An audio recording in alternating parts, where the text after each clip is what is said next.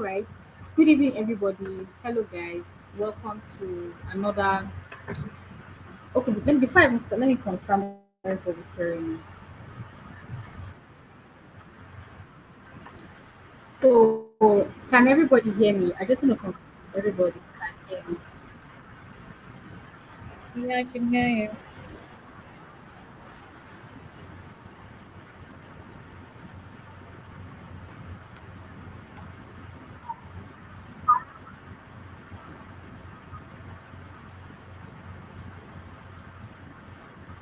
Okay, thank you very much. So, good evening, everybody. Welcome to another edition, and this is in collaboration with HERDAO. And in this edition today, we are going to focus on.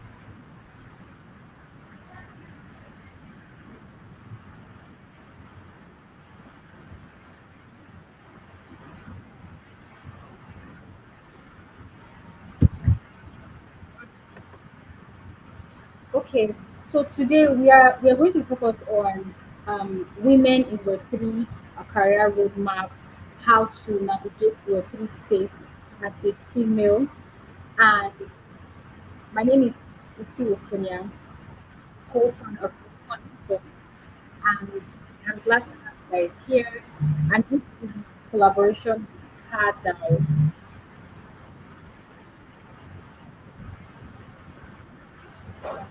Okay, so before we actually go to, I want to welcome our speakers today.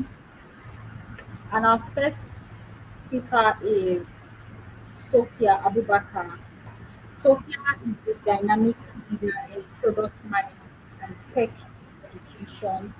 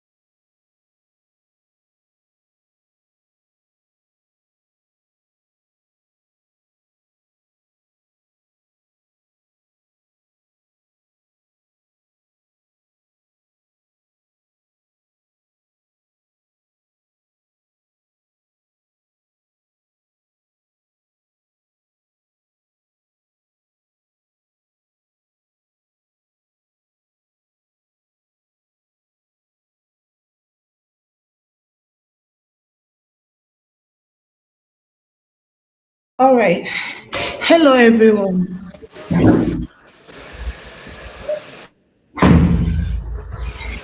Hi, everyone. Can you hear me? Hello, I can hear you. I am so sorry. We were waiting for the host, Eunice. I don't know. She Okay, said I'm she in would. now. Can you guys hear me? Okay. Yeah. All right. So I'll hand over to you now. We can hear you. Okay. GM, everyone. Such an exciting evening, and welcome to the Women in Web3 Career Roadmap event hosted by HERDAO and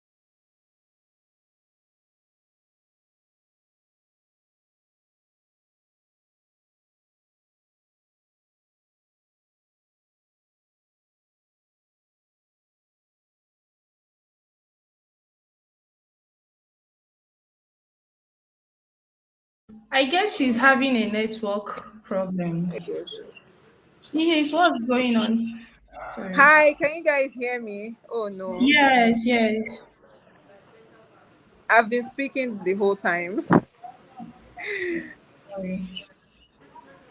Okay. So I'm like, good evening, everyone, and welcome to this space. Welcome to the Web3, the Women in Web3 Career Roadmap event hosted by HERDAO Nigeria in collaboration with Rubicon Nexus. My name is Eunice Thompson, and I'll be your host for tonight.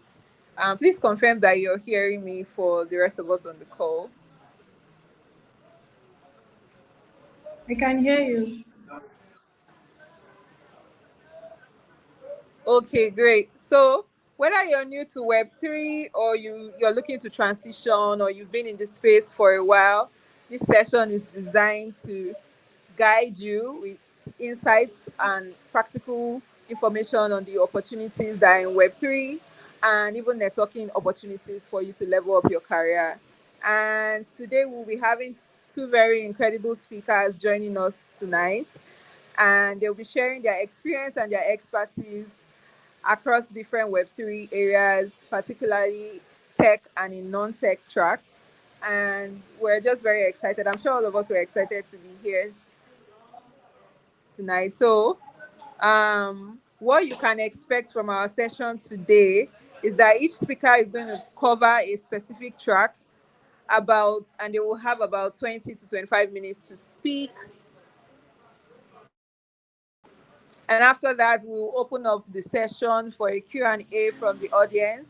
And you can ask your burning questions. If there are things that you are excited about or you're curious about, you can ask them. So stay tuned, stay engaged. Please keep your ears open and listen carefully. And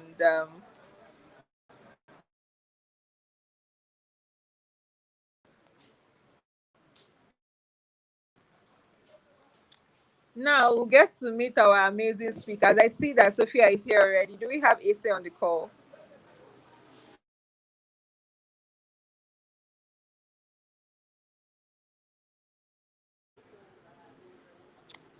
Yeah, so we are going to meet our amazing speakers. Is Sophia, and Okay.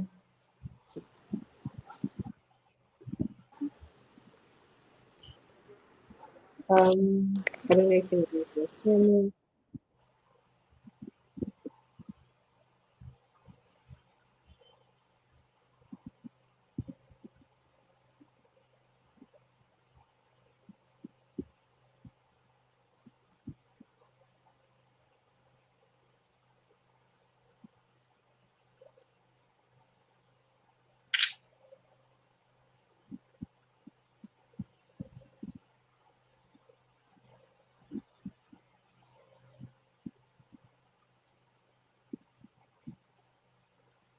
Hi, Sophia.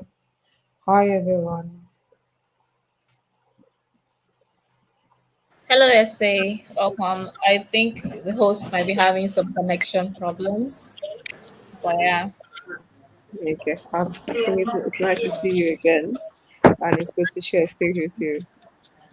where did we meet before? hi, can you guys hear I me? think it's Hello. space a lot. Oh, welcome back. Yeah, we can hear you. Okay, I see SA has joined us. Welcome, welcome, SA. Super exciting to have you here with us tonight. So our two speakers are here, which is very exciting. Hello, everyone, once again. If you are just joining us, we're having Women in Web3 Career Roadmap session for newbies in Web3. And today we are going to be having two very exciting speakers with us this evening that are going to share some insights that they've gained from their careers in Web3 so far. And I'm just going to be introducing our speakers. Today we have Sophia Abubakar. And Sophia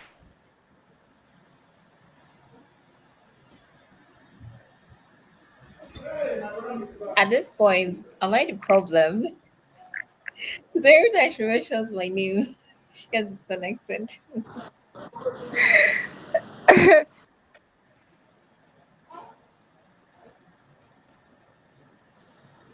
you guys hear me? I'm so sorry once again. I was just introducing engineer and she's a technical.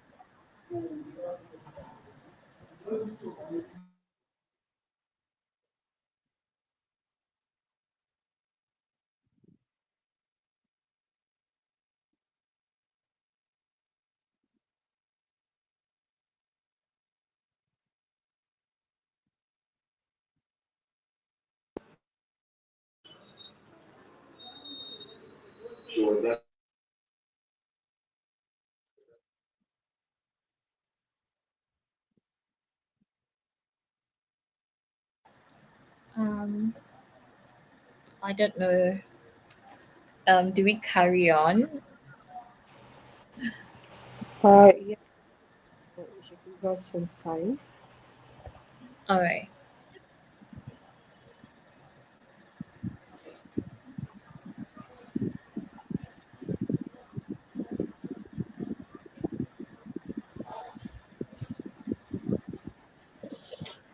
Hmm.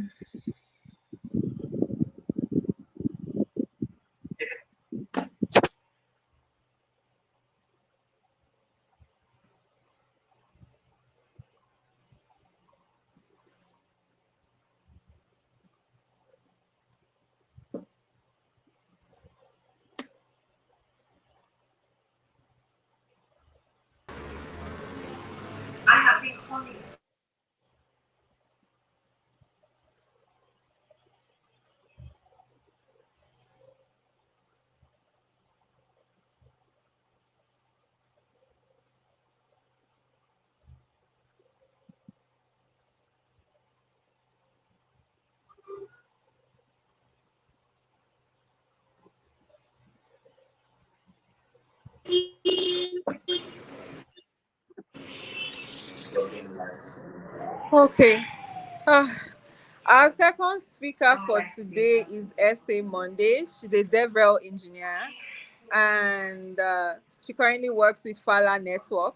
We're really excited to have her here with us today. She'll be covering the tech track session. So please listen in and ask her as many questions as she wants for those of us that are in tech or trying to get into the Web3 space coming with a technical background. And also you get to hear from SA, you get to hear from Sophia. They'll be sharing some of their expertise and lessons that they've learned so far with us tonight. So let's give it up for them, and we'll have Sophia as our first speaker for our session today. So, Sophia, you have the floor, and you can go ahead and start. Thank you. All right. Thank you, Eunice. A moment. Let me share my screen. All right. I do hope it's visible now because I'm currently sharing it. Hello, everyone. Once again, I'm Sophia, and I'm glad to be here. Actually, I'm grateful to HERDAO community and Rubicon for making this happen. Generally, the goal is just to help those people trying to figure out their career, like what exactly am I supposed to do? What does the journey look like? And even before we get to the journey, but generally starting out, how do I make certain decisions? How do I know what is right for me as a beginner?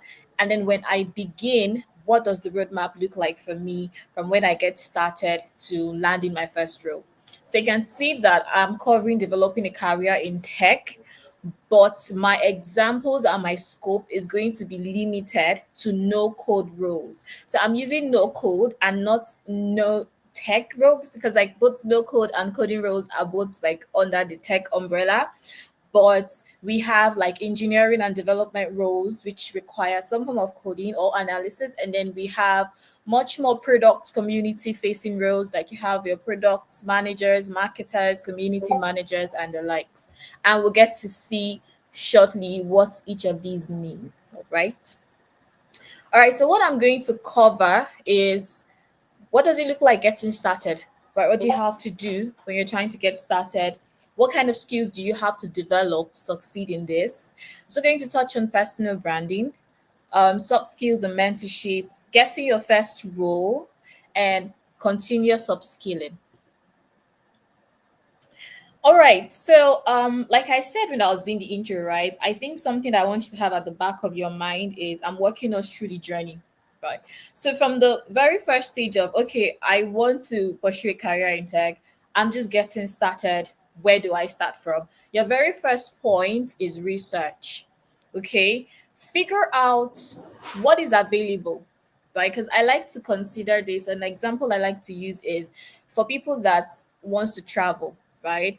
You have to first of all have a destination in mind, like, okay, I'm going to London or I'm going to Lagos, right? And you now figure out, do your research. Can I go by air? Can I go by road? A sea option available for me? What are the cost implications of these various options? Then you now self-reflect and be like, okay, how much do I have? Right? What's priority for me? Is it comfort? Is it timing? And then all of these things come together to help you make the proper decision. So using the analogy, right, you need to research broadly. Whenever people ask me, oh my god, I'm so confused, I'm like, just go do a random Google search first and come back to me. Like, just search anything. Like the way you pick up your phone and go on Twitter and like, oh, what's happening in Nigeria, right? What's happening in Web3? Go to the internet and Google, hey, what are the tech roles available in Web3 for me?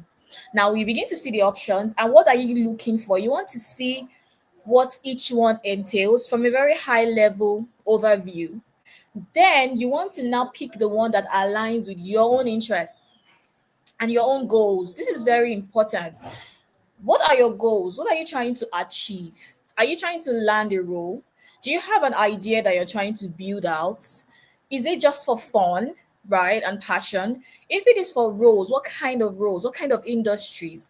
So when you have this kind of personal goals, it lets you choose better, because for the non-coding roles, I would rather use things like products and people to call this role definition. So for things around product and people, your interest should primarily be someone that actually cares about people, because these roles are designed around, product optimization and user understanding. Then the next thing you want to consider is the resources. What is it going to take for me to learn this one that I've chosen? So let us use this hypothetical person, they've chosen to do product management. What's it going to take to learn? How is it going to be for me to actually learn it? Do I have access to the resources that I need to learn this thing? Are there available jobs for this role? Especially if your goal is to like land a role, you don't want to learn something that maybe within the scope of your locality, maybe within your Web3 communities, they're not actively hiring for those roles. So those are like things you should also consider. Now, after figuring out, okay, I think this learning curve is right for me, there are maybe free resources or there are paid boot camps, or you've identified communities where you can learn and access resources, get access to the curriculum and create a structure for either bootcamp learning or self-paced learning for yourself. And then the last thing I'm going to touch on is learning to learn. I'm an instructor and trainer, and one thing I usually tell people first time they join my class is, you don't know how to learn, throw it away. And what I just want to butter on that is, especially when it comes to like tech, right? You really need to like learn how to learn properly. And if you're also coming from the Nigerian context, where a lot of our learning is very theory based, you have to like sit down, consume a lot of material, and you expect to like define, explain some things, write an exam and pass. That process of learning is not applicable to any tech field. You have to be someone that is a self-starter. You need to teach yourself how to be a self-starter. Even if you're a boot camp, you need to learn how to be have some level of agency where you're able to like build things and apply what you're learning. You also do not want to limit yourself and be like, oh, I can only learn if it is in person. I can only learn if it is visuals. I can only learn if it is docs. And the reason you don't want to do this is because tech by design is a very fast paced industry. The moment you're learning one thing, the next moment something new is coming. And then the learning process for all of us that pursue a career in this industry is continuous for us. It keeps going and we have to keep learning. So learning is lifelong and we have to learn properly. All right. So let's now go into the thick of it. What does developing your skills look like? Does it look like, oh, I purchased that Udemy course that is going to teach me how to become a Web3 product manager, and then when I complete it, I'm ready? Or does it look like when HERDAO organizes a training on product management, I do it for 3 months, I finish it, yes, I'm done? What does skills development look like, especially for people in product and people facing roles? The very first thing is, while your theoretical knowledge is important, right? Your certifications are nice. What is really, really important is proof of work. Tech is very heavy on, oh, you say you're a product manager, right? Oh, you said you just finished this boot camp. Send your portfolio. I want to see. No one is going to be like, oh, so how many grades did they give you in your boot camp? Or what was your rank? No, we want to see proof of concept. And this is because I consider tech roles as like super hands-on. Consider someone that is working in the crafts industry, right? A carpenter should know how to do furniture. A seamstress should know how to make clothes. A tech person should have proof of concept for whatever skills they've decided to learn. Now, how do you get there? Because Sophie is telling you the destination, right? How do you get there? Now, for that product manager, as you're learning every single week, yes, remember I'm giving us like actual real life tips, something you should do that's going to help you. Remember, you have a goal at the end. You want to land a role. You want to do X, Y, Z. Every single week, you need to ensure that you are applying the knowledge that you're learning into a case study, into a scenario. And I don't want to scope it too much to product management, but I think this also like touches on community. Let's say you're a community manager and you're in training to become one. You need to look for communities that already exist and volunteer your time, even while you're learning, and understudy the current community manager there. Oh, what goals are you trying to achieve? I have learned how to engage community people. Could you please let me take up this responsibility so that I have the chance to learn and develop this skill that I have been taught in class? Same thing as a product person. Create case studies, meet your developer friends that have ideas they are working on, and be like, hey, I want to volunteer while I'm still learning to contribute as a product person. It's going to first of all help you. You're certain that you're applying the knowledge that you're learning, you're developing your skills in the process, and by the time you're done, you have a robust portfolio to prove that you actually know what you're doing. And while it is nice to be like, hey, I want to contribute to this organization, you reach out to Rubicon, I want to contribute to this project, you should also be intentional. Remember, you have a goal, there's somewhere you're going to. Ensure that the kinds of projects you're working on and the ways you are contributing and working on them will reflect your skill set correctly. When you eventually want to apply for roles in this particular track, know what they typically look out for and ensure that the skills that you are saying that you gained working on these projects, either via internships, apprenticeships, volunteering, open source in Web3, and so on and so forth, correctly reflects your skill set that is needed for that role. So sorry, I'm like speaking fast. We don't have a lot of time, so I have to like rush through things. All right, practice is important. You have to continuously practice. I know that realistically, a lot of us that are trying to pursue the career, we most likely have something that we're doing. Maybe we are students, or maybe you already have an existing job and you're trying to pivot, right? What you want to do is build. But what does building look like for a product person? Because I always get that question. I'm not a developer. Oh, I'm a product marketer. I can't market a product that does not exist. What does building look like for me? I touched on it a bit in the last things that I was saying. You build via create case studies. So independent building for you as a product person is you will have to try and create hypothetical case studies and scenarios for you to build upon. How do I get these case studies? How do I know a case study is good? Well, one of the ways you can get it is you need to have direct access to some existing professionals in the field, people like me and so many other people. And by extension, this means you need to be active in communities. Identify these people and be like, hey, I'm currently learning. Can you please you have the experience, you're the person working in the industry right now, you know what an actual case study that will correctly represent the real thing would look like. Can you kindly provide this thing for me so that I can go and build upon it and practice? That is one way. The second way is utilize AI tools. Use some of these AI tools and be like, hey, I'm still learning. Can you build a robust case study that will allow me apply these concepts that I've learned? Maybe that particular week you learned about product strategy and vision, and you're like, how do I do this? And it's going to do it for you.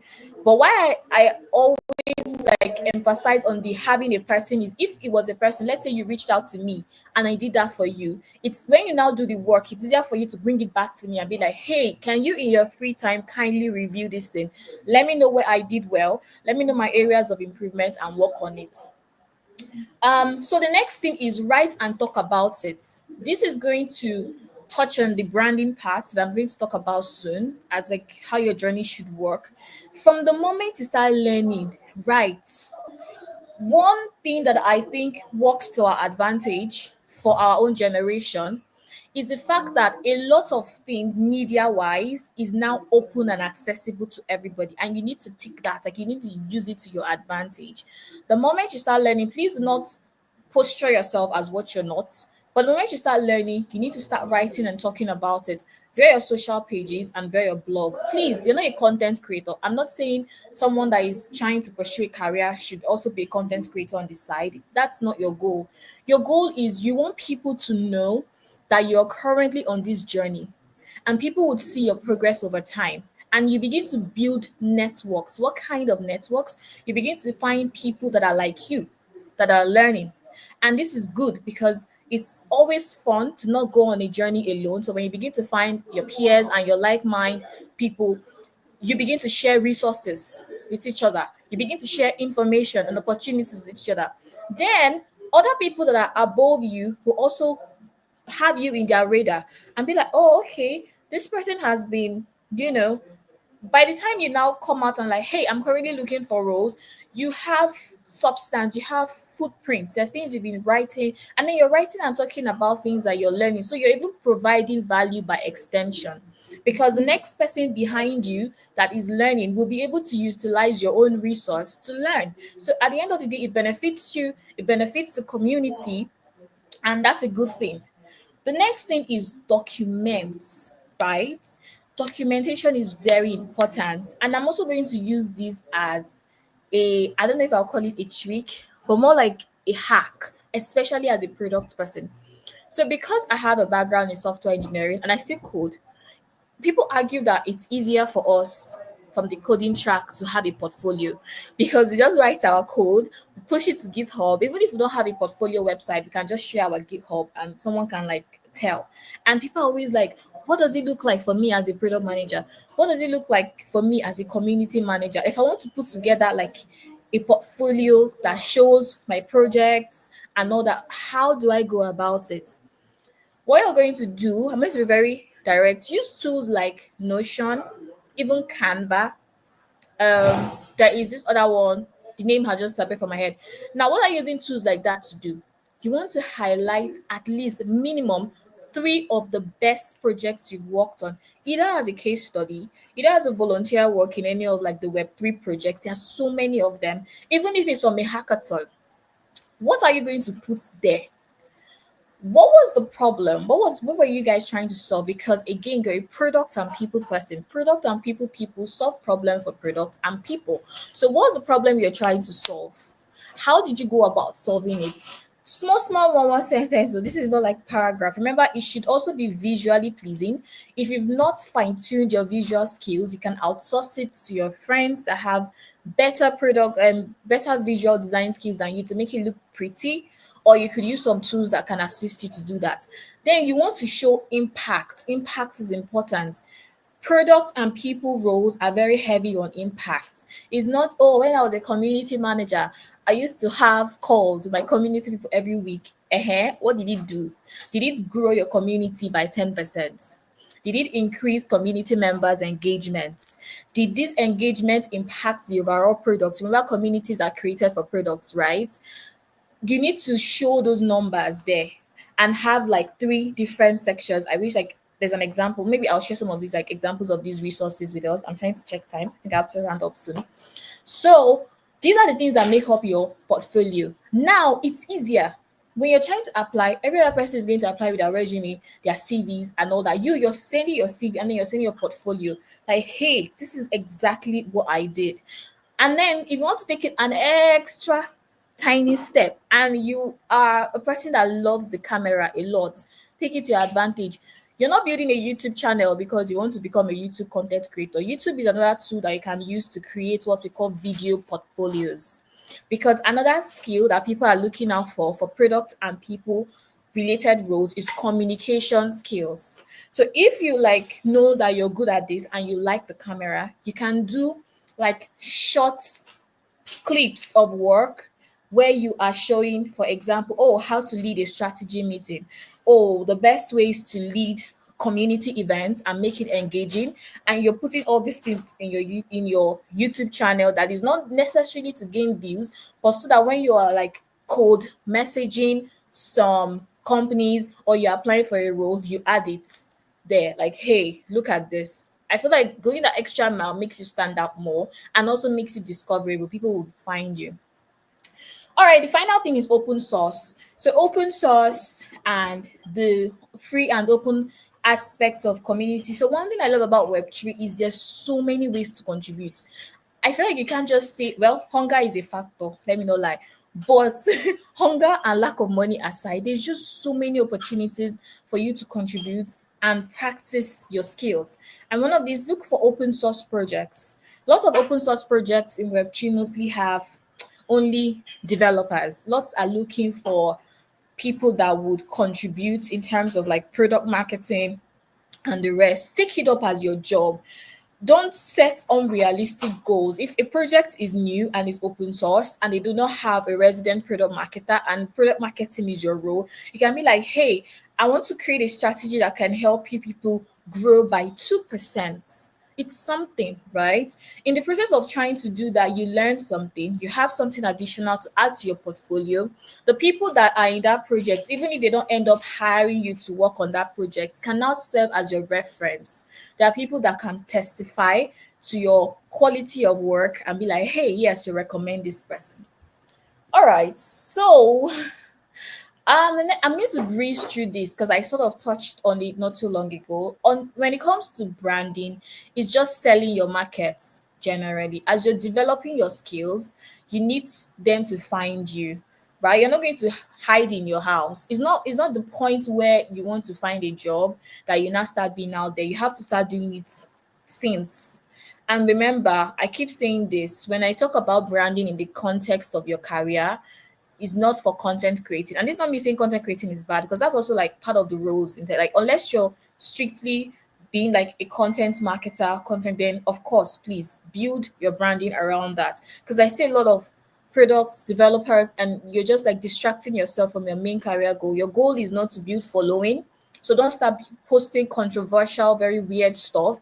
Your goal is just, I want to share the things I'm working on so that I can be found, so I can be discovered. And the internet has made it easy for us. So that's just your goal. All right. So here I was just talking about places where you can have presence to be found. You're online and in your community. When you join communities, be active. If I'm seeing somebody often, you're going to be top of mind. And don't be active for weird things. Be active in areas where you can show your skills. Of course, your LinkedIn is one of those places. Have a portfolio website, have a blog, have opportunities where you share some of these things on your socials. Then, yes, soft skills. As you're developing your technical skills in product community management, marketing, content marketing, technical writing, and the rest of them, you need to work on your soft skills, right? If your CV and your amazing portfolio gets you into the door during the interview, your soft skills is going to get you in, because behavioral interviews happen. And I listed some of the soft skills you would need to work on. You need to work on and practice. These things are things you actually have to practice, so that you go and read one book on communication and be like, yeah, I got it now. You don't got it. You have to practice. And this is where communities come into play. Communities have so many opportunities for you to volunteer, to either lead some sessions in like your smaller pocket arms.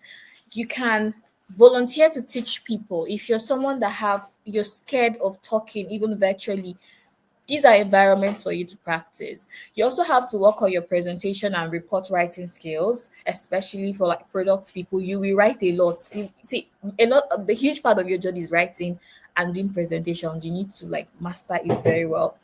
Sales and marketing is for everybody, regardless of your track. Because whether you're doing products, whether you're doing content marketing, whatever it is, you need to always know the sales angle. You need to learn how to market what you're doing, especially from like the person's POV. And of course, emotional intelligence and empathy is very important, because the role you're going for is more user facing. As a technical writing, you're writing for who? You're writing for the users that'll come and read your article. The person that is your content marketer and content strategist, who are they doing it for? For users. Unlike developers that primarily have to struggle with their code, and the colleagues that they are working with, of which I still think they should also learn emotional intelligence, your primary person is your users, and you need to have very good empathy and emotional intelligence skill to succeed in that role. All right, so mentorship, I touched on this a bit, and I'm just going to like say something here. A mentor is not someone that is there to spoon feed you. A mentor is not someone that is there to like, you know, wake you up in the morning and be like, go and walk. No, a mentor's role is very simple. They've been on this journey before. They identified where the stumbling blocks are. They identified where the key important areas are, and their job is to just give you that information. You have to do the job. So remember where I was saying, oh, how do I find case studies? Or how do I get continuous direction? Is from mentors. Who qualifies to be your mentor? People that have experience in the field, people that are working in the industry you're targeting. If, for instance, you want to work for, say, Solana, right, and you want to become a product marketer in Solana, it makes sense for you to already look for someone doing that there.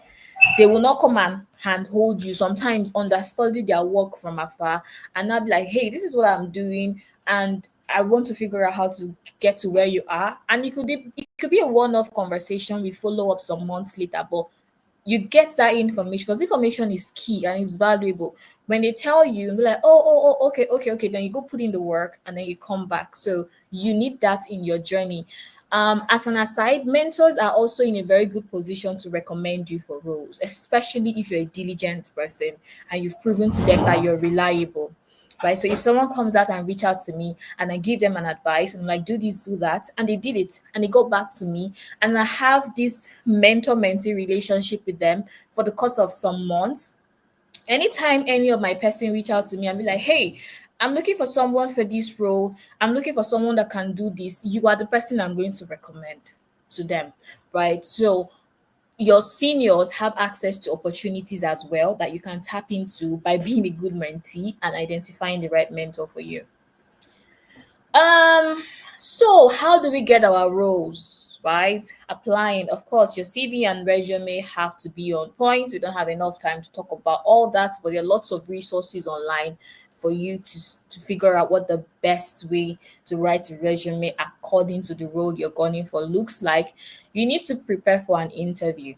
You learn your skill, you learn your track, and then you learn how to interview for that role. Those are like two different skills on their own. Pair programming here was included for like technical people, so we'll pass this for you guys. And then communicate your projects correctly. When you get into your interviews, you want to learn how to communicate the things that you work on very well. There is a STAR method, and there are also multiple methods. Do some research and then practice with your friends, your colleagues, and perfect all of this. Okay. Upskilling. This is important. I know this is like far, far in the future. When you finally land your first role, don't just chill and be like, yeah, I've arrived.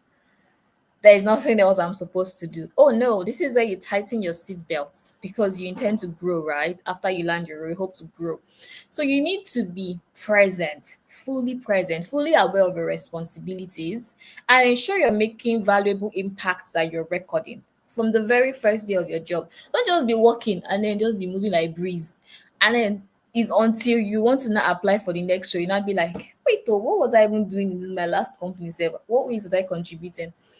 Not You're not just doing this for your next role, it also helps you to have your own personal performance review metric to know when you're performing well at work and what areas you need to keep learning, because nobody knows everything. I don't know everything. It's only when I do performance review for myself I know that, oh, I have to improve in this area. Oh, I'm doing well in this area. That's good. But you have to record all of that. um your continuous growth in your career moving forward, just know you cannot work anywhere. It's not, oh, where do you want to work? Come on, anywhere, any company. Mm-mm. Find a Web3 project that aligns with what you're looking for, one or two, and be like, yes, this is my targets. Do they align with your own personal goals? And figure out how everything fits, because you're going to be investing your time there, and your time is your life. Then you want to keep learning, ensure your learning is continuous. What does the next, if I'm currently at entry level, what was junior and intermediate?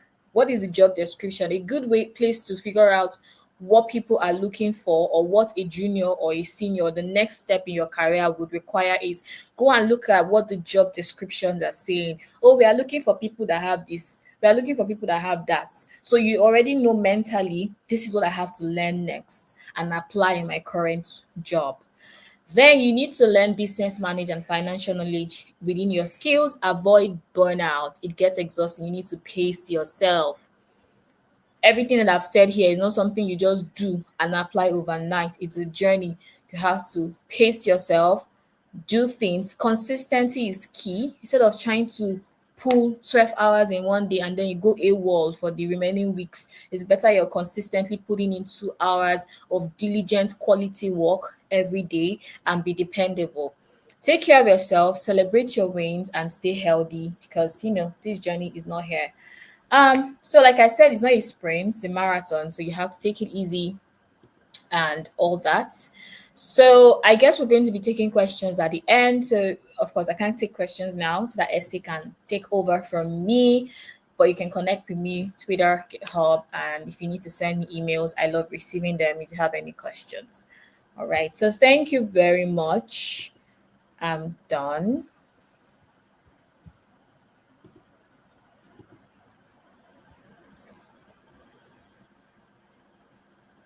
Um, Eunice.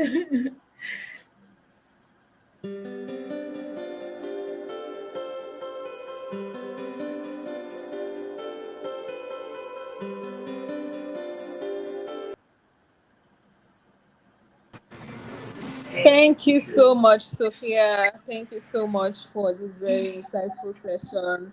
I think that every single one of us would have benefited so much.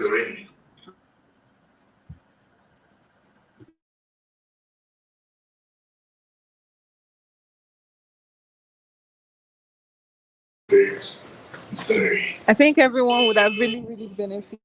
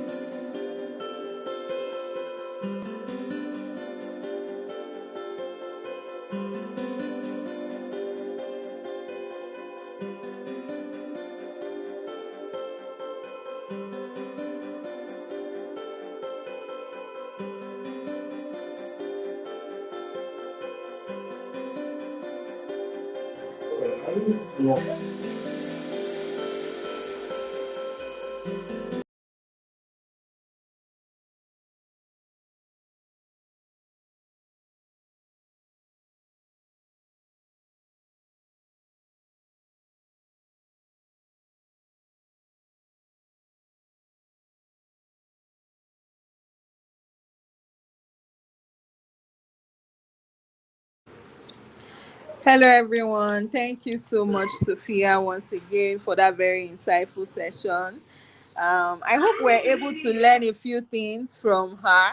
And please, if you have any questions, drop your questions for us in the comment section so that we could ask her and basically get to learn a lot from her knowledge. She has shared so much. Even myself, I learned so much from all that she has said.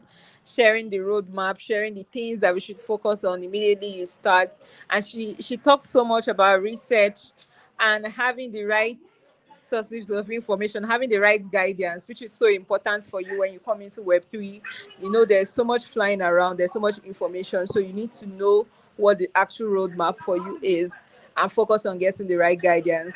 So thank you so much, Sophia, for all the interesting information and facts you've shared with us tonight. I'm sure that all of those in the comment sections, they are really excited and they are happy. There are so many ways we could to contribute in Web3. Yes, yes, just like Sophia said, thank you so much. Thank you. I think my question for you, while we are just waiting for anybody to drop questions for us in the chat box,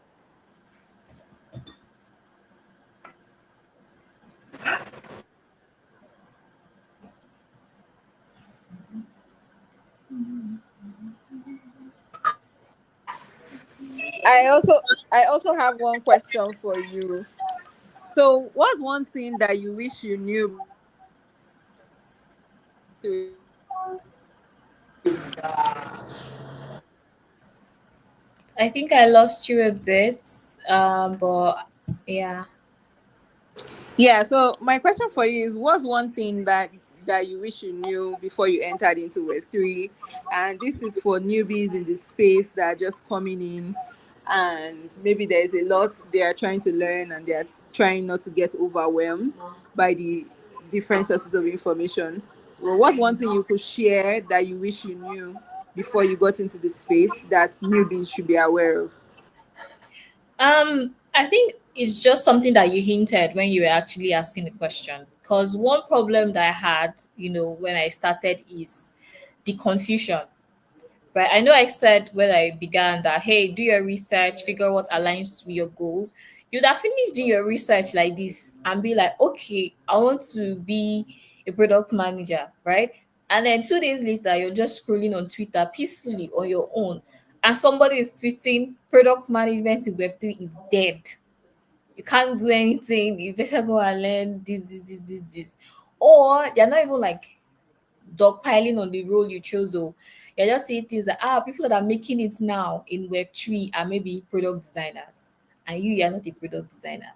And next thing you're like asking yourself, Aki, I should just stop what I'm learning now and go and do something else. So I fell into that confusion for a while. I think how it also affected me as a person was it made me want to learn multiple things at once. So I wish I knew earlier that all of those noise they mean nothing, trust me. Especially after you've learned the skill and you've been in the industry for a while, you just know that those things are nothing but noise. The thing that determines your track is those things I told you when I was speaking earlier. Once you've chosen it, if it is product management, if it's technical writing, sit down, learn it well, be focused. Don't hop, not you're learning technical writing this month. Next month, you're learning product marketing. The month after, you're learning front end. Choose one and master it well first. The benefit is this at least you would have one skill to hold in your hand that I might not have a job yet though, but you see this skill, I know it. Wake me up from my sleep like this and I'll do it well. Secondly, tech roles are very adjacent to each other. Even if you hope to touch on other roles as you grow, it becomes easier for you once you've gotten like that fundamental skill in any of the tracks. You notice that most of the skills are transferable from one to the other. You'll also be teaching yourself bad habits because you're not learning how to be committed and consistent with one thing. So you always keep hopping from one thing to the other and then end up being confused. So I really wish someone told me, because it took me a while to figure out that, okay, this what these people are saying, it doesn't mean shit. Like, I should just leave all of that and just make sure that I'm learning and I'm doing impactful work. And that's what is important. Thank you.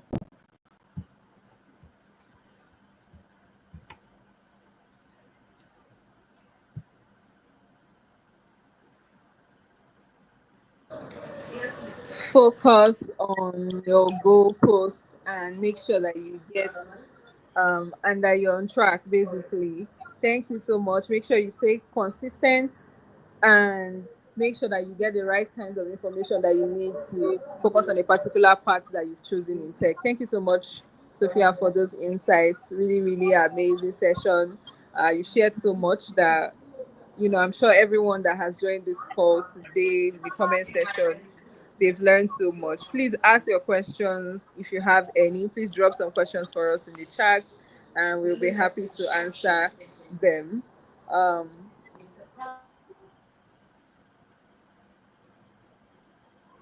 so much, Sophia. I think because of time, we're going to bring in our next speaker. But while we're waiting for us, I also have one more question that I. This is a little bit tricky.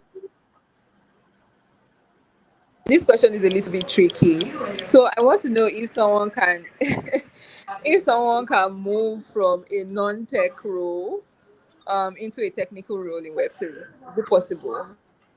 Oh yes, definitely you can. You can transition from any role to the other. What you just want to check is define your why very well. Just piggybacking on what I said earlier, ensure that you have a very solid reason why you're moving. Maybe you have, I don't think someone has to do one thing for the rest of their life. Your passion, your interests have shifted over the years, and now you want to like start coding, or you started doing product management and you understand products so well. Now you're like, okay, I want to learn how to actually build them, right?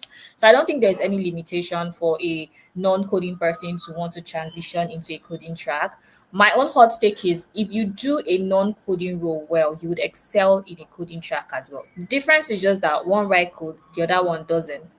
But if you learned the other skill, because every other skill have their own technical angle as well, you learned it very well. You learned those transferable skills around problem solving, logical reasoning, and because you have to do all of this in solving product problems or in solving community problems. So those skills are now transferable when you want to learn how to code. Because really, what is coding? It's just problem solving. Hey, we have this problem. I need to figure out an optimized code to be able to solve it. So yes, please carry on. You can do it.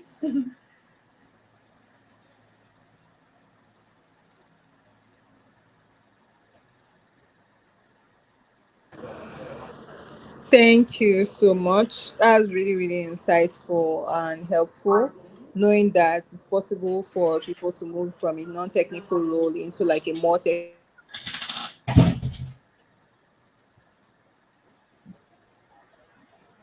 further and ask like, what's the best way if they are trying to apply for Web3 jobs? Because I'm sure we have like a couple of listeners that have been in the space for a while, and they're probably trying to position themselves for jobs, and could do that and showcase some of their transferable skills that they need for a Web3 job. All right. So if I got you right, is like, what they should do to like land rules in like Web3. Of course there are job boards, yes.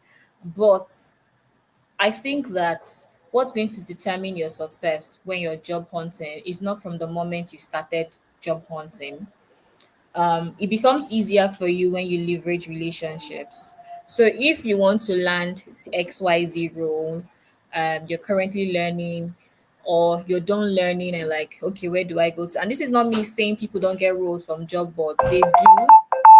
However, people get roles from job boards, right? However, how it normally happens is recommendation really, really helps a lot. And recommendation comes via your track record. people you engage with in the community, and you get access to even opportunities that would normally not be posted publicly if you were active in the community and you are, giving impact using your skills. So it's a long term goal. That's why when I was like talking, I was like, you need to start this the moment you even start learning. But let us say you're done learning now and you're like, okay, I'm just trying to job hunt. There's a right way to filter job roles depending on your goal. Are you trying to get like remote role globally that you can work on in Nigeria? Are you trying to maybe work with the Nigerian arm of a Web3 company? Go to their career page. Okay, listen to this part very well, because now you don't have someone to recommend you. So you need to ensure that your CV passes whatever medium they are using.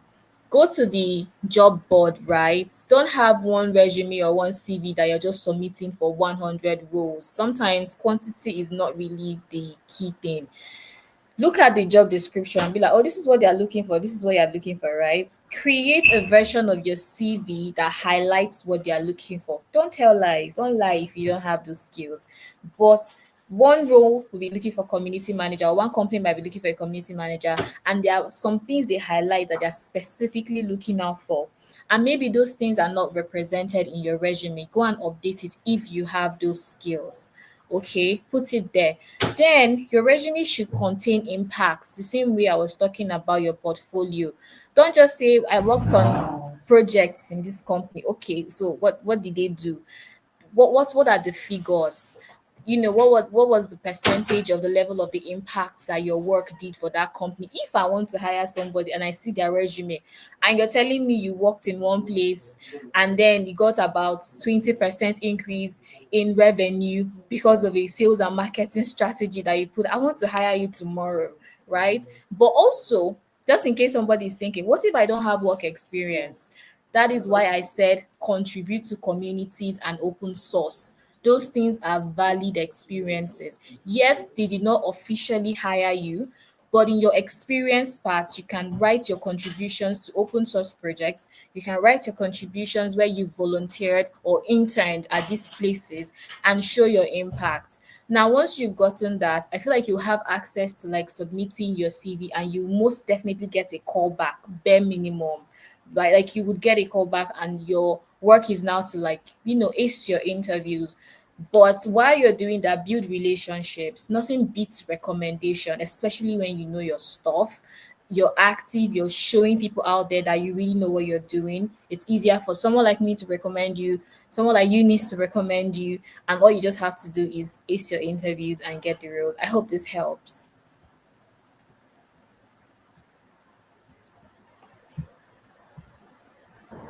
I wish there was an option to like throw balloons or like like emojis or something, like when someone is just giving you so much good information, like you need to definitely like blow up the space. So yeah, like in the comment section, I hope we're thanking Sophia so much for all the information that she has shared. Network with people, make sure you have proof of work, and ensure that you are positioning yourself in the right spaces and your work is speaking for you, and people are also there to recommend you for opportunities. Thank you so much.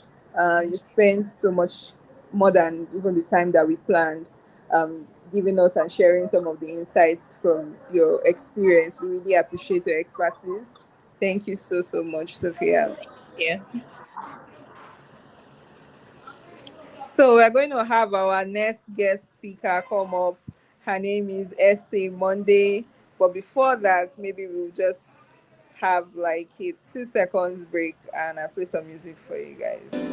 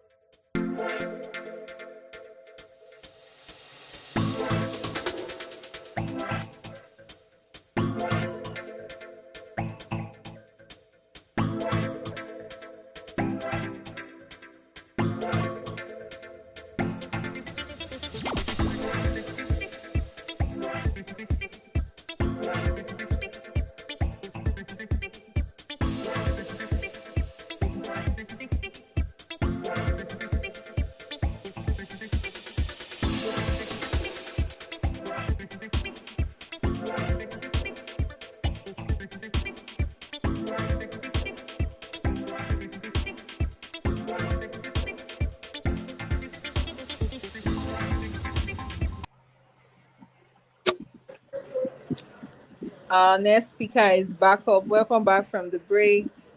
I'm sure we're ready to we've digest all that the last speaker just said, and we're ready to take in new ones. Thank you so much, Essie, for joining us tonight. We're super excited to have you join us here. Of course, like before I go into any more, take up our time any longer, we'll just hand over the session to you to share what you have with us today. Thank you. So, hi everyone, GM. Let me know if you can hear me.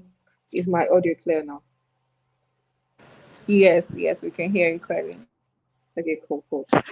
So GM everyone, it's amazing to be here, and thanks to Adao and also Rubicon for this opportunity, and also thank you to Sophia. She had a wonderful session, and at this point, I think I'm actually going to pivot to non-technical role. I mean, she convinced me all the way through, but honestly, it's amazing to be here. I'll just go on and bring up my slide. Yeah. So just going to, yep. So yeah, this is my tab. Let me know if you can see it. Okay, how's this looking? So hi everyone, welcome to today's session. Or if you're just joining, welcome to the session. And if you've been here, thank you for being here all the way. And I think the topic for today is majorly focused on the women in Web3 career, the roadmap, and navigating your way as a newbie in the ecosystem. And my fellow speaker Sophia already took the non-technical parts, and I'm here for the technical parts.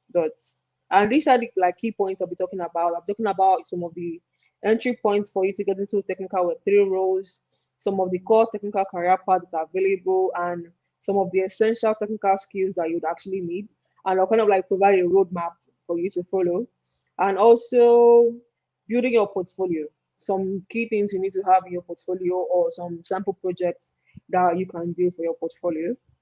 And hello, thank you for joining the session. And a little bit about me.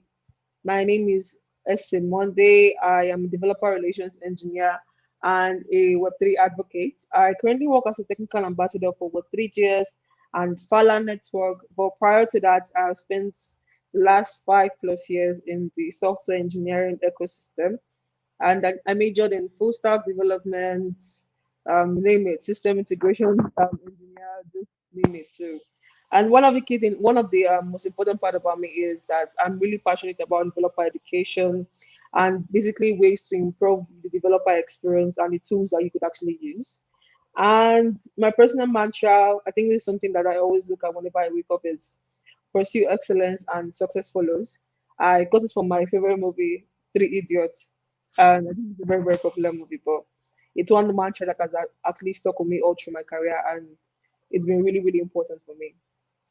So first thing we're talking about is how you go from software development, or should I say web development, to chain, and then building your technical career in Web3. And first thing you need to ask yourself is, why Web3 technology? Why are you trying to get into this technology? Like, apart from all the hype you hear out there about some coin going up like 260% and making a lot of money on it, why exactly should you care about the technology behind it? First thing is that it is revolutionary. We have seen the development of the Web3 go from just having cryptocurrency to having developer DAO, to having DAOs, to having DeFi solutions that kind of replace the traditional financial solution that we currently have. We also have exchanges where you can easily have your currency, cryptocurrency like USDT. If you're from a country, Nigeria, like I am from, if you wanted to buy or to hold dollar or to have like a dollar account, you'd have to go through some stringent processes. I think you'd have to bring like 3 guarantors, and the whole process can be really, really tedious. But with Web3 technology, it gives you the ability to actually hold USDT, which is like a cryptocurrency version of USD, and you can set up in less than 5 minutes. All you have to do is download a wallet on your phone, and just like that, you can hold USD, but in the cryptocurrency format of it, we call it USDT. And you can also transact with people in any part of the world. one thing I do for myself is, apart from being a software engineer, I also write as a technical writer. And one thing that has really, really helped me in my writing, especially when getting paid, is the fact that I get paid in USDT. Like I don't have to go up and start setting up a PayPal account or something. I get paid instantly, and my money gets to my wallet in less than 1 hour. Let's say there's some network traffic, which rarely happens. So 10 minutes, 5 minutes max, I get paid, I do my job, and then that's it. And also another thing to consider is the high demand for technical talent in the Web3 space. I got into Web3 in 2019, and when I got into Web3, the only thing we had then was this bootcamp from Udacity called the is it the Ethereum Developer Nano Degree Program? Yeah, and that was basically the only resource we had. And Web3 was kind of like booming. There were need for smart contract engineers, there were need for security researchers and everything. And there were very, very little talent for that. So the talent pool was smaller compared to the demand. So it kind of puts you at a competitive advantage where you are wanted more and you have like a better chance of landing a role. And when it comes to compensation, the average Web3 developer salary is like 15 to 30% higher than Web2 Web2 developers. So if you're someone that you're looking to like increase your income in your field, or you just want to like level up your earning potential, I think Web3 might be a very, very good start for you. And beyond just the tech of it, we have like solutions, like I said earlier, DeFi solutions that are trying to take over, or should I say, a decentralized version of the traditional financial solutions. So if you're someone that you're looking to also grow wealth on your part, and you want to get into like I think in the traditional financial parts, you have to buy something called the treasury bill and everything. Oh, that's just me digressing. But the Web3 technology is very, I would say it's amazing. It's revolutionary, and it gives you the freedom to own your money, own your assets from your house without having to go out and then do a lot of technical documentation just to be able to have USD. And that personally for me is very, very freeing. So, what are the entry points to a technical role in Web3? First things first is I'm going to take it from two angles. If you're coming from a traditional software engineering background like I did, or you are a complete beginner, I'm going to take it from those two perspectives. So if you're someone that you already have some fundamental knowledge of software engineering, say you've been a front-end engineer for a while or a full stack developer, and you're probably proficient in JavaScript and TypeScript and HTML and the likes, it will be a little bit easier for you to get into a technical role. First thing you need to do is you need to leverage your existing programming skill. Like I said earlier, if you have some prior knowledge of JavaScript, majority of the tool, or should I say the test that we write in Web3 are actually written in JavaScript. So if you come ahead and get into Web3 with your JavaScript knowledge, you can actually understand the part of testing, so you don't have to go ahead and learn the tech from scratch. So leverage your existing programming skill, focus on blockchain specific concepts. And when I'm doing blockchain specific concept, like if you can go ahead and abstract everything away and learn everything from scratch, like learn what a blockchain is, learn how data gets stored on the blockchain, learn what is being stored, like just the way you have in your traditional software development, we have something called a database. And every time everything, I feel like every software that we see out there all runs a CRUD application. That is, you create, you read, you update, and you delete. But unlike the traditional software engineering perspective, when it comes to Web3, you can create and read.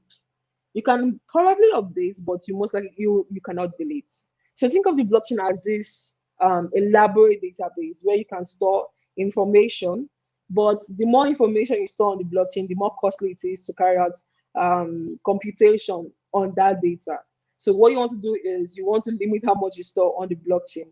So leverage your existing programming skill, focus on blockchain specific concepts, understand what the blockchain is, understand data storage on the blockchain, understand EVM blockchain, SVM blockchain, the Bitcoin blockchain, basically get your fundamentals straight. Then you cannot proceed to start with front end Web3 integration. So, like I said earlier, the blockchain is this I'll say this elaborate database, like I always tell, like to kind of simplify the process. If you could find a way to understand what is going on that blockchain and create a front end application that interacts with that blockchain, that would be like a first step for you. That would be a way to getting your feet wet in the Web3 space and kind of like introduce you to it. And then another thing you need to do is make sure you are someone that is in love with building side projects. So if you currently have a role that you're working as a software engineer at the company you're at, you don't need to quit your role just to go into Web3 full time. You could focus on building side projects and still maintain your current role, but just make sure you're focusing on building. And now this is when you're coming from a traditional software engineering background. But what if you are new to the whole Web3 thing? What's the first place you should actually start from? So if you are new in the Web3 space, the first thing you need to do is now get started with the fundamentals of programming. So you now get started with programming languages like JavaScript and Python. Why I say JavaScript and Python is because JavaScript is the foundation of Python is the foundation of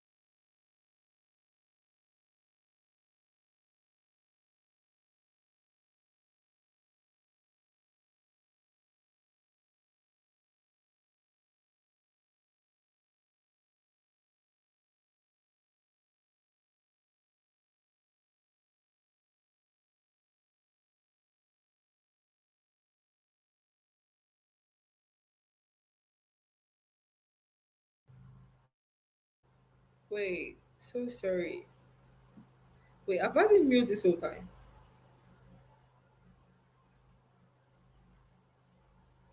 Okay, so um sorry, can anyone hear me?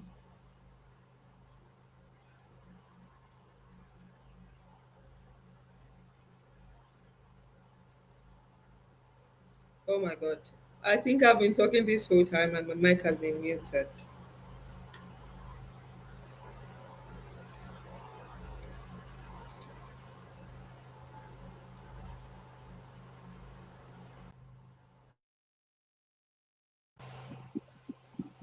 um can anyone hear me now? I think I've been talking this whole time and my mic has been muted. So I think I'm just going to rush through all of this. So today's topic is the Women in Web3 Career Roadmap and navigating your way as a newbie in the ecosystem.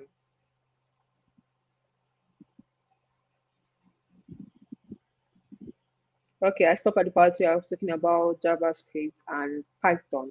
Okay, cool, cool. So yes, this is the part I think my audio cut off. So this part is when you are starting out as a newbie in the Web3 space. That is someone without prior knowledge in the fundamental software development and everything. So first thing you need to do is get started with the fundamental, start with learning the most basic programming language like JavaScript and Python. And why I choose this is because they are the most, should I say, beginner friendly languages. and it's very, very easy for you to pick up on. So when you do that, it kind of like helps you, understand the fundamental of programming before you start moving into a more technical terrain like Solidity, or should I say EVM development. So first thing you need to do is you start with fundamental languages like JavaScript and Python, and with that you can now move and you can join Web3 developer communities. What you need to do is you need to focus on, there are several Web3 developer communities. We have communities like HERDAO, we have communities like Web3 Africa, we also have Shi-Fi. So if you go down to those communities, they always have like a dedicated channel for developers. And it is really, really friendly to newbie developers like yourself. And all you have to do is go into those room, get to meet fellow developers, ask them how it's like for them, ask them about their career progression and how they could be of help to you in your journey. And another thing you need to do is focus on practical project-based learning. So in as much as you are learning a programming language like JavaScript or Python, what would really, really help you stand out in the process of your learning is building side projects, building practical projects. In that way, you are learning the technology, but you are also building your portfolio. So another thing to do is consider joining boot camps. Like currently, HERDAO has a stagnant boot camp currently ongoing. So if you're someone here that you're looking to get into the stagnant ecosystem, you can always go down to HERDAO and then register for the boot camp and partake in the boot camp. But if you're someone that is completely new, you should also consider joining the boot camp. Why? Why is because you get to have a feel, or you get to see how it's like to program in certain programming languages that you're probably not used to. Like in stagnant ecosystem now, the major programming language used there is called Cairo. And Cairo looks like a little bit of Python and JavaScript put together. It's a really, really low level language. But in joining those boot camps and seeing how these instructors explain everything, it kind of gives you what you need to know. It kind of shows you what your future might be if you stuck to that career path. Like say you learn the JavaScript and the Python, and then you probably move into learning some Web3 basics, and you finally decide that okay, yeah, I want to build on a starting ecosystem. When you join that bootcamp, it kind of shows you what it's like to build on startup ecosystem, what you need to do, what language you need to learn, how are you supposed to start up a new project. So even if you're someone just starting out, you might be a little bit confused. Like I always tell everyone, once you start out, give it like a month. For the first 1 month, you might be a little bit confused, and it's actually quite okay. When I started out as well, for the first 1 week, I was very, very, very confused. But you have to be able to like embrace the challenge and just keep on going. Now, the next thing we'll be talking about is some of the technical career paths that are available. And the first thing I'm talking about is smart contract development. So smart contract development is like building the back end of a Web3 project. If like building the core algorithm of a Web3 project. And some of the key skills required is proficiency in Solidity or Rust programming language. Solidity programming language is useful in the EVM ecosystem, and Rust is useful in the Solana ecosystem and some other blockchains. So some of these are some of the key skills that are required. Solidity and Rust programming, then security best practice, testing and auditing, gas optimization, and an understanding of the EVM or SVM if you're particularly interested in Solana ecosystem. And how you would progress in your career is you can go from a junior smart contract developer to just a smart contract developer, or should I say like a senior smart contract developer, and a protocol developer, and a smart contract architect. So this is like basically like a career progression, and I would say it's not so linear. It all depends on your level of interest or your area of interest that pushes you to the direction where you want to be. So if you're going to smart contract development, these are some of the core skills you need. And if your goal, or should I say your area of interest, is to build the user interface that connects the front-end application to Web3 applications that are created with the smart contracts, these are some of the skills you need.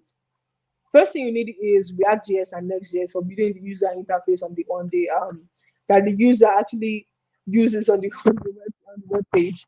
Like every web page could be either React or Next.js. And next thing you need to do is learn Web3 JS or EtherJS.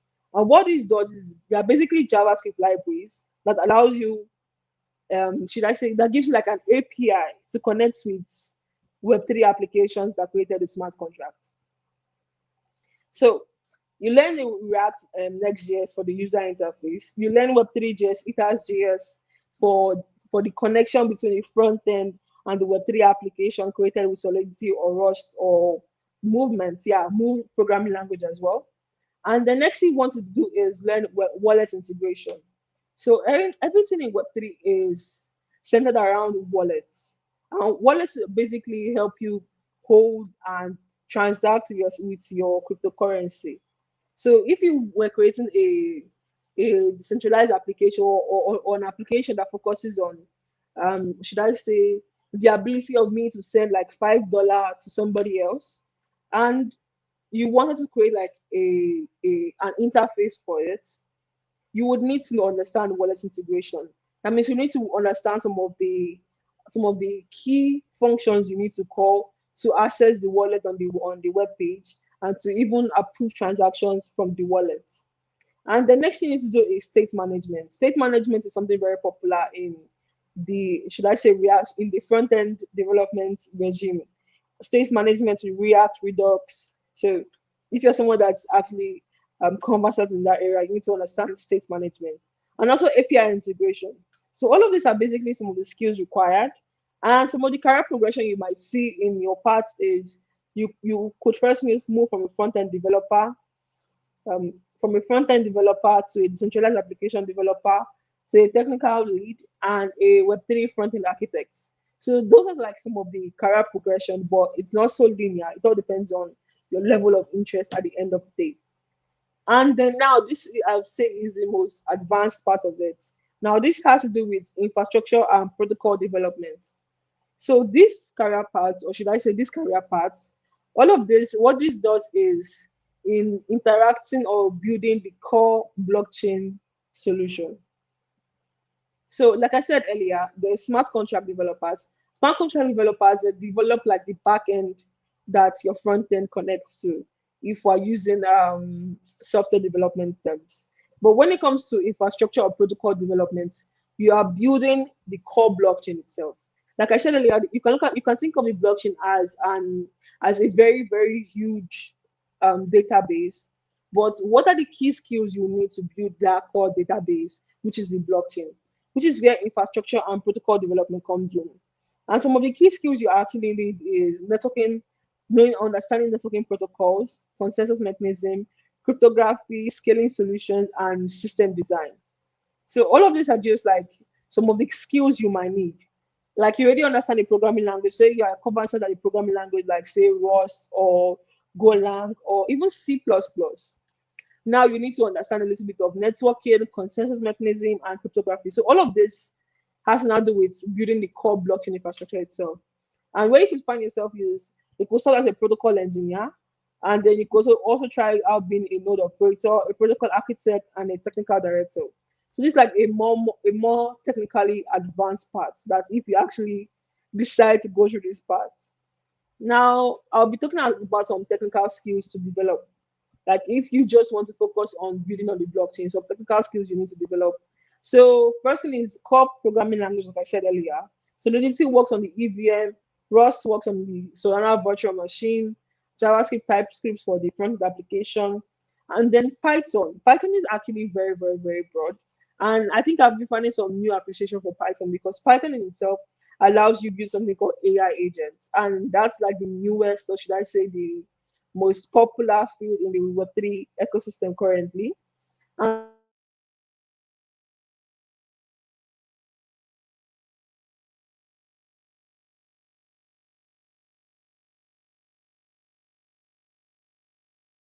then if you want to go into blockchain specific technologies, you could use learn about the Ethereum ecosystem, the Solana ecosystem, the Polkadot or Substrate ecosystem, the Cosmos SDK, and zero knowledge proof technology. So all of these are basically blockchain specific. All of these all ties down to different blockchain. Like Ethereum ties down to Ethereum, Solana is for Solana, this is for Polkadot, this is for Cosmos, and zero knowledge proof technology ties down to a whole lot of blockchains. And for the roll up on Ethereum, I think we have zero knowledge sync. That's like a roll up on Ethereum. It is a more technical term on itself, but all of that is when you want blockchain specific knowledge. Now I'll be talking about essential skill roadmap. And so for your foundation layer, this is like I think this is like a 12 months, or should I say a 12-month plus plan. For your first 6 months, if you're starting out like you are just getting into the Web3 ecosystem, for your first 6 months, the major thing you should focusing on is JavaScript and TypeScript, Git for version control, and some basic cryptography, blockchain fundamentals, and web development basics. Basically, at this point, what you can do is explain what a blockchain is, and this will actually take you like 0 to 6 months. Or if you want to make it a little faster, it can take you like 3 months. So at this point, at the end of this like first 6 months, you can build web application. You can explain to somebody what a blockchain is, and you can do some basic connection between the blockchain and your front end. And then for the next 6 to 12 months, I call it the building layer. And this part is where you are really focused on building. So you already understand JavaScript, TypeScript, Git version control. Then, oh, I think that repeated itself. That repeated itself. I'll correct it. So basically, at this point, what you'll be focusing on is getting to build should I say, more projects using what you already learned in the foundation layer. So whatever what you'll be saying here could be some focus on just building decentralized application. Then the advanced layer, which is like the layer where you start transitioning to infrastructure or protocol engineer, you start doing something called protocol design, layer two solutions, question developments, zero knowledge proof, and then you start worrying about tokenomics. So all of this is like the advanced layer, and you can get it in like 12 months plus, or it might even take longer. It all depends on your level of interest and your area of expertise. And what you need to do is to remember to just keep moving forward. You might be a little bit frustrated at times, but just keep moving forward. And now going down to building your portfolio. So let's say you've learned all you've had to learn, or you are in the process of still learning, and you want to build like a portfolio that you can easily show to somebody in order to get a job. So these are some of the key things that I would say you should consider in order to build your portfolio. First thing is to build personal project, like I said earlier. While you're learning, you should also focus on project-based learning. Project-based learning basically is you're building projects while you're learning. So some of personal projects you could actually attempt is building a simple DeFi application. A simple DeFi application could be I want to swap from one token to the other token. Say I want to swap from Ethereum to USDT token. Build a very simple DeFi application. Create an NFT marketplace. Develop a DAO voting system. Or if you do not want to like build from scratch, you could also contribute to an existing protocol. And while you're building your personal project, don't forget to get involved in community. You could join communities like Developer DAO, participate in hackathons, contribute to open source, and share knowledge through tech blogs. So personally, for me as a software engineer, one thing that I would say was really pivotal in my career was the fact that as I learned a new skill or as I learned about a new technology, I always wrote about it. So I have like a Medium page where I post everything I've been learning about or some new technology that probably took me like 2 weeks to figure out. And I know, and one thing I realized is that the fact that I struggled learning that particular technology means there's probably somebody out there having the same struggle. So why don't I create like a resource they can always go to? And some of the communities you could join could be Women Who Code, HERDAO, Web3 Ladies, Developer DAO, or protocol specific Discord server. Protocol specific Discord server could be the Ethereum Discord, or the Solana Discord, or the Sui ecosystem Discord. Basically, it all depends on your level of interest or whatever you are interested in. Now, some of the closing thoughts I have, and this is basically some of the closing thoughts I have is if you're just starting or if you are just getting into the Web3 ecosystem, even if you have some prior knowledge in software engineering or software development, one thing you need to keep in mind is the fact that the field is very new. Everybody is learning. So if it takes you 3 months to get the most basic thing, no problem. Put in the 3 months and you'll be fine. Focus on fundamentals. The Web3 ecosystem is not like building with React where you skip JavaScript and you go over and learn React. You actually have to start from fundamentals. Then build real projects. matter how little it is, no matter how funny it is, no matter how quirky it is, all that you have to focus on is the fact that you'll be doing real projects. Then connect to communities and share your knowledge or share your journey to inspire other people, like I'm doing now. And thanks to Hada for actually creating this platform for everybody to come and share and for everybody to come and learn. So make sure you are doing the same on your end. And thank you. This is all I have for now. And when this is done, I'll be sharing this slide with everybody so you can always go back and go over whatever you might have missed or whatever might have missed. So thank you.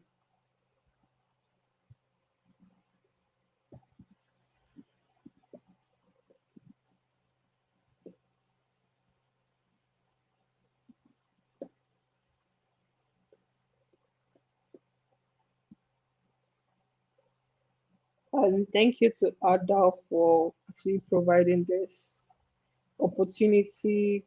I am really grateful for it.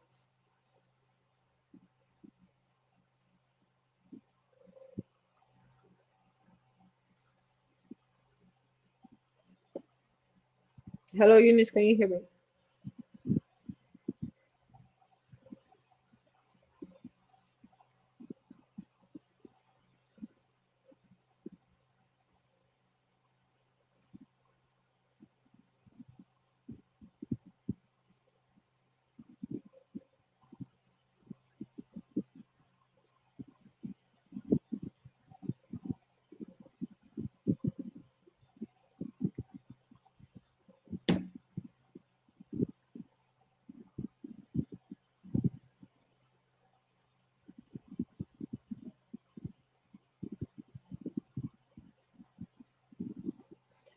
Hello, Eunice, can you hear me?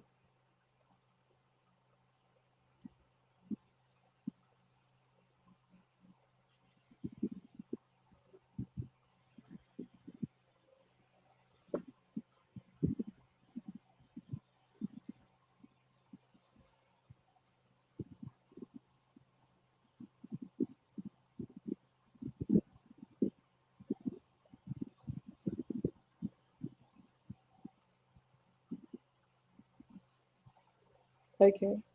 So prior to Eunice joining, I think I'm just going to be taking whatever questions. If anyone has any question, I'd be glad to take the questions now.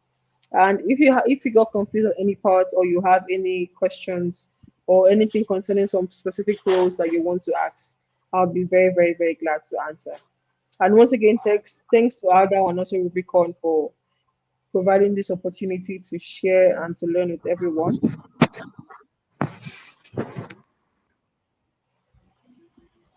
Okay.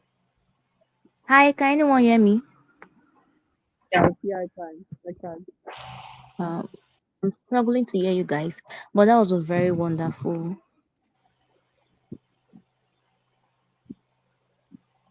Oh, God, network.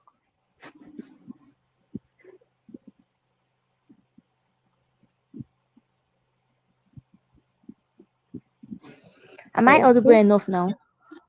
Oh yeah, you are. All right. Okay.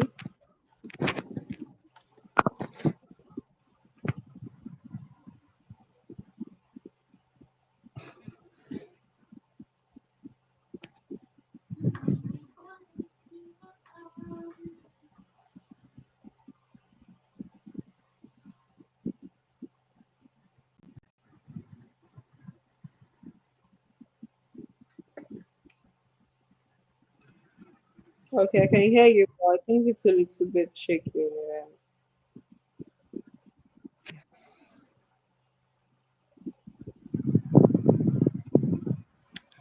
Is it audible enough now? Yeah, it is. Okay, good. So that was a very wonderful session. Like I learned a lot, and I'm even thinking of entering the tech section of Web3 right now. You completely sold me out.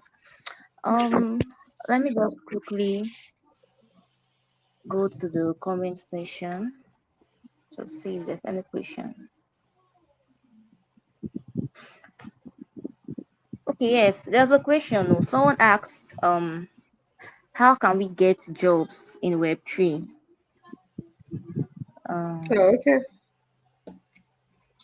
Okay, so how can you get jobs in Web3? I think, like Sophia explained it, that what kind of job are you trying to get? That's first thing you need to answer. What kind of jobs are you trying to get?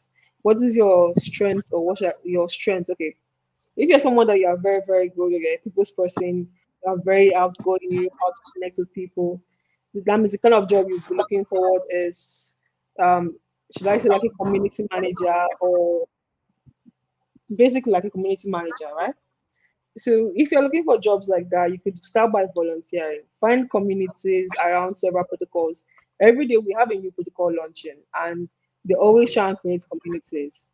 There are job boards for that. The job boards are quite okay, but if you wanted to get like a more direct approach, or should I say a more personal um recommendation, or a more, you just go and get the job yourself instead of waiting on the Web3 job board, join their servers and talk to whoever is in charge. Every server has like a coordinator on the server. So you could go, you could pitch yourself and be like, hey, I'm very good at this, I'm very, very good at this and that.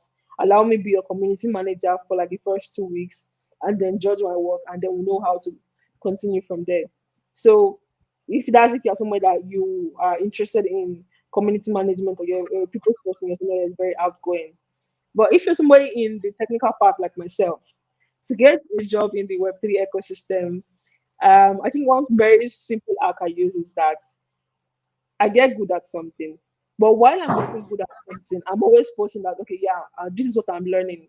Like if you follow me on Twitter right now, you'd always see that, okay, I'm posting about this thing, I'm posting about that thing. So that kind of like puts me on people's mind that I'm learning this thing. And what I also do is that I go on to Twitter and I just type hiring, and I put a role I want. I put hiring DevRel engineer, and it kind of gives me like a latest post about hiring for DevRel on Twitter, because the Web3 space and Twitter, they are like 5 and 6. So if you're looking for a job, you can try the job boards, but if you want like a more personal approach, this is some of the approach I would recommend.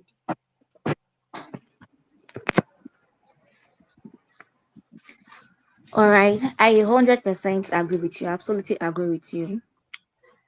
I know I wasted time to reply. I was writing down some stuff. Thank you very much, Essay. No problem, it's my pleasure Um, to be. we we have another question here. Someone asked, "Do communities have requirements to join them?" Oh no, most communities they don't have requirements. They are on Discord. So if you wanted to join a protocol like say Mirror Network, because that's the current Web3 company I'm trying to get into. So if you wanted to join like Mirror Network, their Discord is perfectly open. Go on their bio on Twitter, click on the link that is there. They always have it into their Discord. Join their Discord channel, and that's it. You are part of the community. All right. I think we are done with the questions for now. There's no more questions. Okay, Thank thank you you so for much having. once again.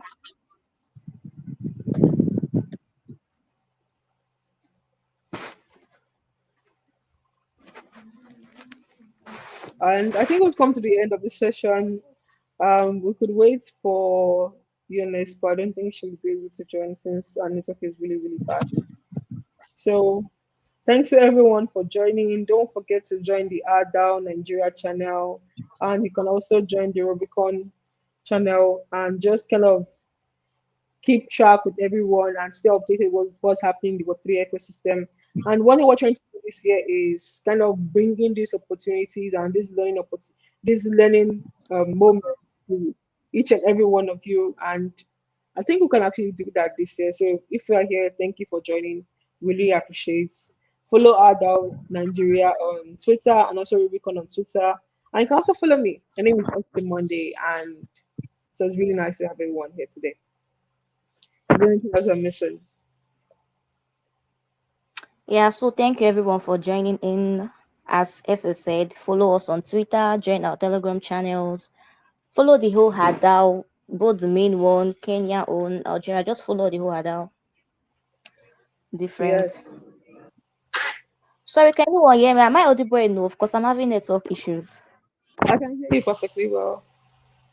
All right. So as I was saying, just follow us on Twitter, join our Telegram channel, and we have an upcoming event, stagnant event, in 2 days. So please register and would see you there.